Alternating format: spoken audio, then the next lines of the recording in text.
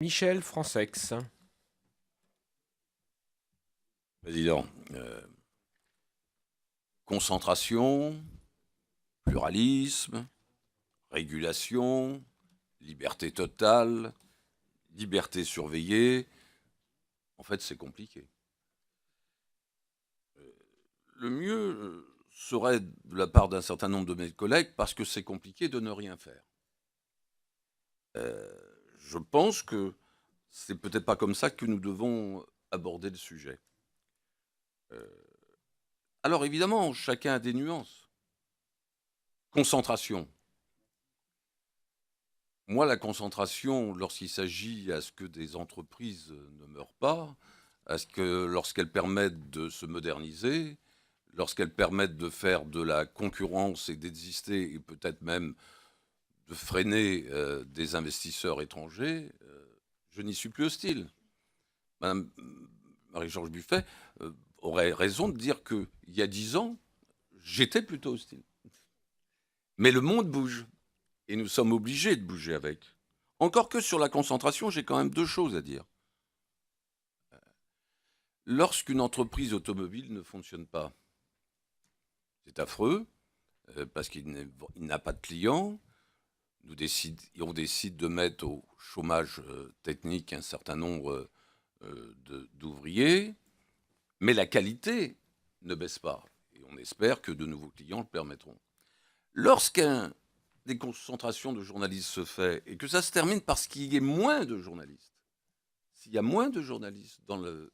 Eh bien, non seulement c'est affreux pour les journalistes qui n'y sont plus, mais aussi la qualité du produit va baisser.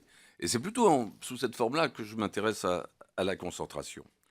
Alors, elle peut être nécessaire, mais le véritable danger, c'est pas la concentration, c'est le manque de pluralisme, c'est le manque d'indépendance. Et aujourd'hui, je souligne le texte tel qu'il nous est proposé là, qui met l'accent d'abord et avant tout sur le pluralisme et sur l'indépendance. Alors c'est vrai de dire que demain, la presse devrait être traitée différemment que l'audiovisuel. Elle est traitée différemment. Elle est traitée différemment parce qu'il n'y a pas de CSA.